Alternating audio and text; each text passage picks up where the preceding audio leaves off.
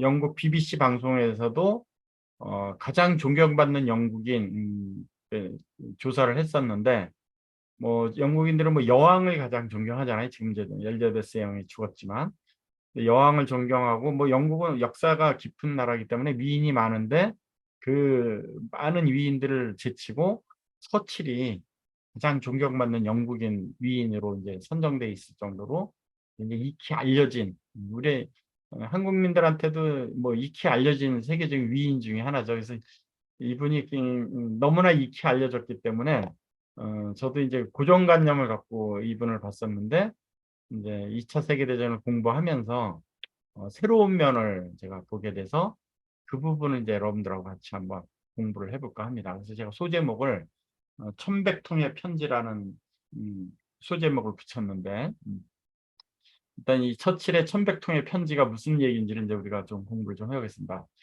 처칠은 어머니는 이제 미국인이고 아버지는 이제 영국의 귀족이에요. 그러니까 할아버지 때 무슨 보아 전쟁이나 이런 영국의 식민지를 많이 개발을 했었잖아요. 그렇죠? 해가 지지 않는 나라 영국이라고 할 정도로 전 세계 식민지를 많이 갖고 있었는데 그래서 식민지를 개발하면서 당연히 이제 해외에서 전투가 많을 텐데 그 전투의 어떤 공으로 할아버지가 자기를 받습니다. 그다음에 성 하나도 부여를 받고 그러니까 음, 음, 우리로 따지면 금수저죠. 금수저인데 근데 경제적으로는 금수저일지 모르지만 가정적인 환경으로는 좀 그렇지 않았던 것 같아요. 보면 음, 여기 이제 그 첫째 아들이 이제 그 처칠인데 어머니는 이때 사교계의 여왕이라는 별명이 있었어요. 그러니까 사교계의 여왕이라고 하면 우리로 치면 가정에 별로 관심 안 갖고 밖으로 나돌아다니는 부인네란 뜻이죠. 여기 어머니는 그랬어요. 근데 아버지가 뭐 이른 나이에 돌아가세요. 물론 처치 어려서 돌아간 건 아니지만 학교 다닐 때 이제 돌아가시는데 돌아가신 그 이유가 좀 석연치 않아요. 자랑스럽지 못한 성병으로 돌아가십니다. 이제 특이한 이제 어린 시절 갖고 있는데 그래서 이때 당시에 귀족 자제들이 다 그랬지만 그 고모한테 키워지고 그다음 학교도 기숙사 학교로 보내지기 때문에 부모님의 사랑이 늘 그리웠던 그런 소년 시절을 보낸 것 같아요. 그러니까 사랑이 좀 결핍돼 있는 상태죠. 어, 그리고 태어나면서부터도 뭐 그렇게 건강하게 태어난 것 같진 않아요. 패싹동이라는 조산이 된 거죠. 8달 만에 태어났기 때문에 태어나는 시작 자체부터가 이렇게 좀 좋은 조건은 아니었던 것 같아요. 그다음에 이 처칠의 이제 학생 때 기록을 보면 어, 초등학교 때는 교사가 이제 그 학생을 평가를 하기를 제일 멍청한 소년이라고 기록이 돼 있대요. 그다음에 중학교 때 낙제를 했었고, 그래서 몇 년 유급을 해서 겨우겨우 졸업한. 그다음에 이때 당시는 케임브리지대나 옥스퍼드에 가는 게 이제 이 귀족 자제들의 음, 그 루트였었는데 워낙 공부를 못해가지고 육군사관학교에 이제 입학을 하게 됩니다. 그래서 군인의 길을 접어들게 되는데, 근데 이 처칠의 많은 초상화 중에 지금 이 초상화 굉장히 딱 보기에도 굉장히 침울해 보이는 표정이죠. 그 처칠은 이제 단점이 많은 사람이었다라고 기록이 되고 있어요. 일단 체격이 과체중이죠. 굉장히 뚱뚱하고, 그다음에 고독했고 병치레도 많았다. 뭐 팔싹둥이로 태어났으니까 건강이 안 좋은 상태로 이제 출발을 한 거죠. 그다음에 부모님은 아이들 교육에 관심이 없고 그냥 밖으로 나돌아다니는 부모님이죠. 어머니는 뭐 이 시대에 가장 유명했던 그 사교계의 여왕이라는 별명이 붙을 정도였었으니까 아버지도 뭐 매독으로 돌아가셨단 말이에요. 그러니까 아마 우리가 미루어 짐작컨대 굉장히 사랑이 결핍된 그런 환경이었을 것이라는 건 당연하죠. 그래서 그런지 몰라도 말더듬이었었대요. 굉장히 심한 말더듬이. 근데 이 본인이 이 말더듬이라는 것을 고치기 위해서 굉장히 노력한. 그러니까 이 처칠의 인생을 보면 굉장히 노력행이라는 걸 우리가 이제 알게 되는데, 그러니까 이 말도 더듬고 학교 성적도 안 좋고 뭐 교사로부터 굉장히 안 좋은 평가를 받을 정도의 그런 아주 심각한 음, 그 내면의 세계, 우울증이 평생 따라다녔다 본인이 자서전에서 회고를 하고 있거든요. 그래서 평생 검정개와 같이 살았다라고 이제 자서전에 표현을 하고 있는데, 이 검정개가 이제 은어입니다. 우울증의 은어. 근데 총리가 되고 나서도 잠잘 때 그 우울증 때문에 베개를 껴안고 소리내어 울었다고 할 정도로 기록이 돼 있거든요. 그러니까 우울증의 정도가 굉장히 심한 우울증이었을 것이다라는 게 우리가 짐작이 돼요. 근데 이런 단점을 극복하고 어, 자기 개인의 어떤 인생을 성공시킨 것뿐만 아니고 어, 인류 역사를 바꾸는 세계 2차 세계대전을 종식시킨 가장 위대한 위인으로 거듭났거든요. 그래서 이 부분을 이제 우리가 처칠에서 공부를 해야 되는 부분인데, 뭐 기록에는 이런 본인의 그 말더듬이, 그다음에 우울증, 이런 여러 가지 환경을 극복해낸 것이 이분의 극피지 않는 용기였다라고 이제 기록이 되고 있어요. 근데 우리가 지난주에 배웠듯이 2차 세계대전이 발발하진 않고 2차 세계대전이 일어날 것 같은 느낌이 들어서 영국에서는 전 병력을 프랑스에다 보냅니다. 근데 전 병력을 프랑스에 보냈는데 포위가 돼요.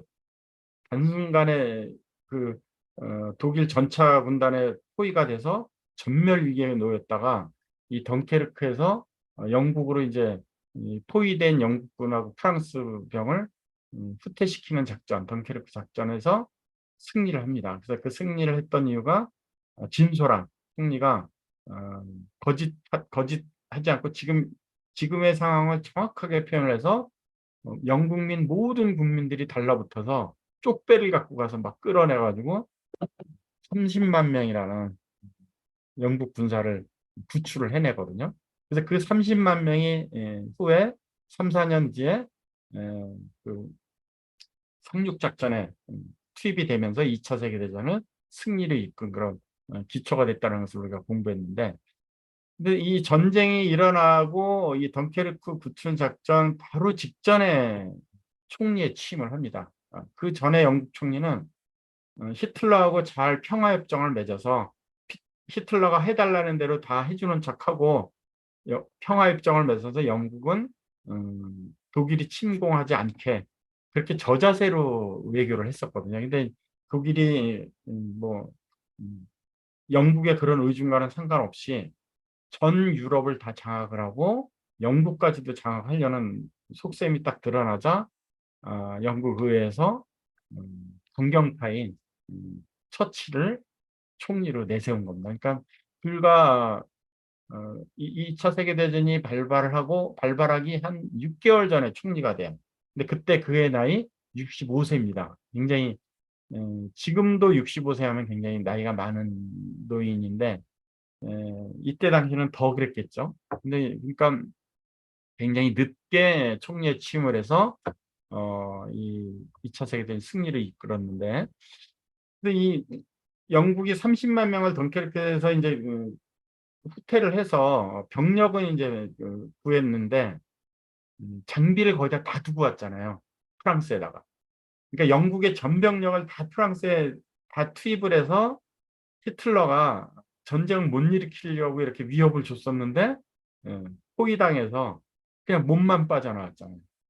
그러니까 전쟁 물자를 거기다 다 두고 온 거예요. 그래서 전쟁을 하고 싶어도 무기가 없는 상태였던 거예요, 영국은. 그래서 그 이후에 독일로부터 계속 그 공습을 받습니다. 그러니까 독일 비행기가 폭탄을 싣고서 런던에 막 떨어뜨리는데 그걸 방어할 만한 군사력이 없을 정도로 그게 전무했었거든요. 그래서 과연 이 2차 세계대전 승리를 이끌 것이냐, 승리할 수 있는 전쟁이냐 이거에 대해서 본인도 총리이지만 많은 걱정을 했겠죠. 그래서 이때 독일군이 특히 런던을 막 공습을 많이 했었는데 이 가운데 사진이 공습으로 피해를 당한 그 런던 시내를 처칠 수상이 이렇게 돌아보는 장면이 이제 신문에 찍힌 사진이거든요.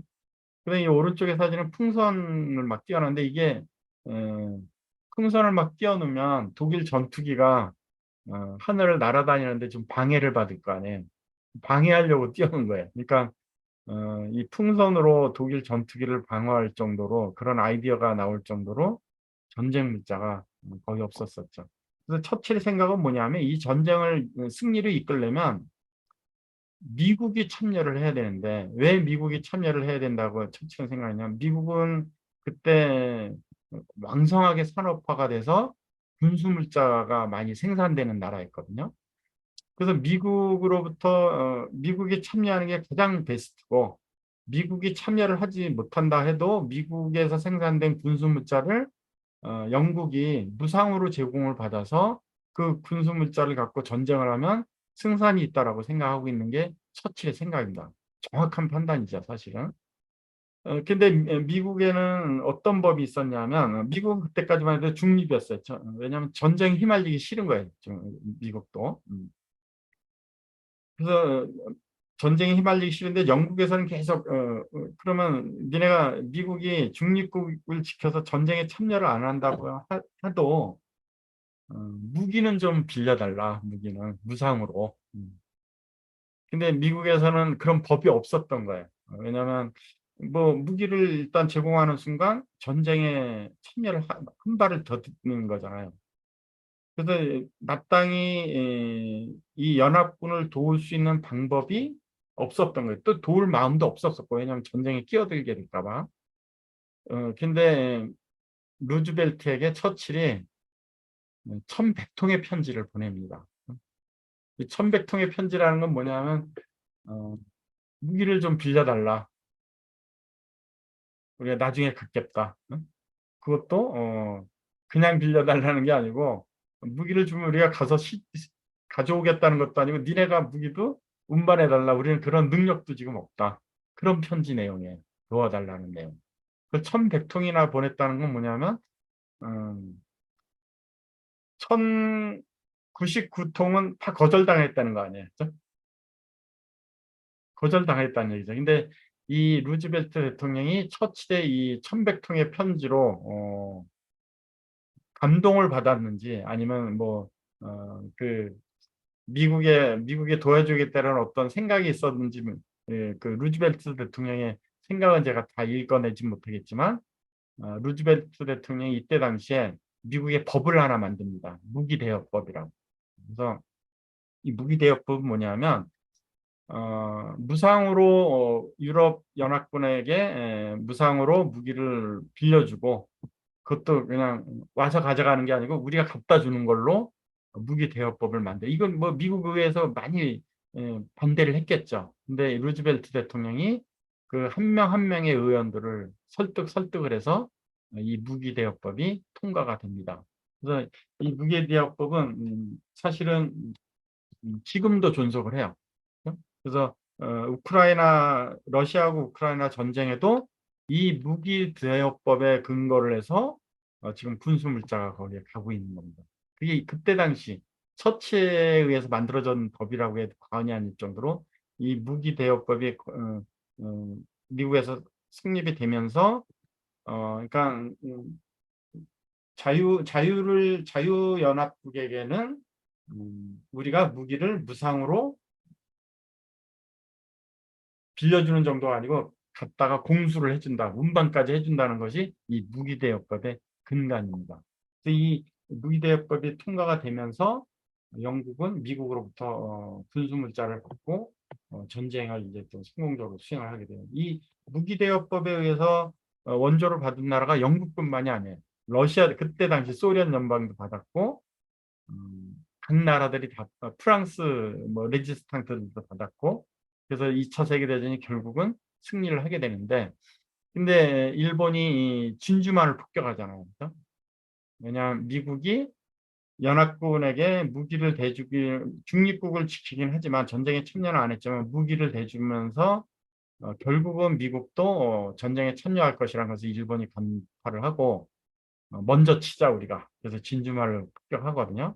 그래서 진주만에서 많은 미군의 해군이 괴멸당합니다. 그래서 이 진주만인 일본이 진주만 폭격을 했다라는 것이 딱 밝혀지고 처칠이 환호를 쳤다는 거 아니에요. 아, 드디어 미국이 전쟁에 참여를 하는구나. 무기만 대주는 게 아니고 드디어 미국이 전쟁에 참여하는구나. 그래서 우리는 이제 승리를 했다라고 아주 기뻐했었다라는 그 후일담이 있습니다. 처칠이. 근데 그 정도로 이 미국의 그 국방력은 이때 대단했던 거죠. 국가 경쟁력이. 그래서 미국이 참여해서 결국은 이제 2차 세계대전이 연합국의 승리로 종집을 찍는데, 그래서 이것은 이제 루즈벨트하고 그 처칠하고 얄타에서 만났을 때 사진이에요. 전쟁 끝나고 전쟁 이후에 이 독일을 어떻게 정리할 것이냐, 이거에 대해서 논의하는 얄타회담. 우리나라 하고도 이제 유명한 회담이죠. 그래서 만났던 장면이고. 근데 이 처칠은 우울증이 심각했어요. 그래서 본인이 말더듬이를 고치기 위해서 그 독서를 소리내서 책을 읽어서 그 말더듬이를 고쳤듯이 이 우울증을 치료를 하기 위해서 굉장히 노력을 합니다. 그래서 그 일환으로 끊임없이 그림을 그렸다 그래요. 그래서 한 500여 점의 그림이 지금 남아 있습니다. 처칠이 그린 그림이. 500여 점을 그렸다는 것은 뭐냐면 굉장히 많은 시간을 우울증 치료하는 그림에다가 많이 투자를 했다는 얘기죠. 음, 그리고 또 노벨문학상을 받아요. 이 처칠이 그러니까 80세 때 53년도에 노벨문학상을 받는데 그 노벨문학상 작품은 뭐냐면 회고록입니다. 제2차 세계대전이라는 제목으로 회고록을 이제 6권을 쓰는데 그 책으로 받아요. 근데 그때 당시 이 53년도에 유력한 노벨문학상 후보가 누구였었냐면 해밍웨이. 근데 해밍웨이를 제치고 처칠이 받았어요. 이것은 뭐 2차 세계대전을 승리를 이끈 위인에 대한 대접이 아니고 진짜 문학적인 가치로 승리를 해서 노벨문학상을 수상받았다는 것이 지금의 평이기도 합니다. 근데 이제 공교롭게도 이 두 사람은 다 우울증 환자예요. 해밍웨이도 우울증에 시달리다가 결국은 역총으로 자살했죠. 해밍웨이는 그 자기의 우울증을 극복 못하고. 근데 처칠은 자기 우울증을 그림으로 극복을 했죠. 그죠? 그리고 노벨문학상도 받았죠. 그래서 아이러니하게 두 사람이 대조되는 우울증을 대한 그 대조적인 그런 결과를 갖고 있는데, 아이러니하게도 이 처치를 우리가 정리를 한다면 318권이라는 책이 있어요. 뭐 노벨문학상을 받은 그 회고록 위에도 굉장히 많은 책을 꾸준히 써왔다는 거예요. 그렇죠? 본인의 단점을 보완을 하기 위해서 말더듬이도 고쳤고 우울증도 뭐 끊임없이 뭐 우울증이 책리 때도 뭐 밤새 울었다고 하는 기록이 있을 정도로 우울증이 끝까지 쫓아다녔지만 극복을 해낸 거죠. 근데 그냥 극복해낸 게 아니고 본인이 노력한 거예요. 그죠? 많은 책도 읽었고 많은 책도 냈고 500점이라 되는 그림도 그렸고. 그래서 저는 사실은 이 처칠이 이 우울증 치료를 하기 위해서 노력한 인문학적인 소양이 풍부해져서 2차 세계대전의 승리를 이끈 리더십이 근간이 되지 않았을까 하는 것이 제 개인적인 생각이기도 합니다. 그렇죠? 이 천백통이라는 편지를 보낼 수 있는 그런 용기도 끈기도 아마 이런 인문학적인 소양이 뒷받침이 됐기 때문에 이게 가능하지 않았나 하는 것이 제 개인적인 생각입니다. 그래서 이 처칠의 가장 유명한 연설이 있어요.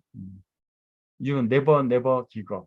절대 절대 포기하지 마라. 근데 이 명언은 그냥 단순한 명언이 아니고 옥스포드 대학에서 졸업 축사를 해달라고 처칠한테 부탁을 한 거예요. 그러면 보통 축사를 하면 뭐 한 30분 내외를 하잖아요. 그렇죠?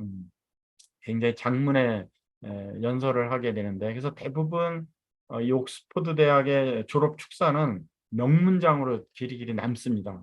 근데 많은 사람들이 한 30분 정도의 아주 그 연설을 기대를 한 그런 특사 자리에서 딱 이 말만 하고 내려온 거예요. 처칠이.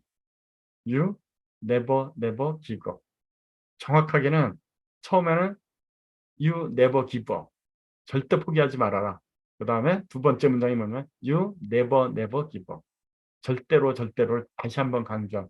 요 딱 두 문장하고 내려와요.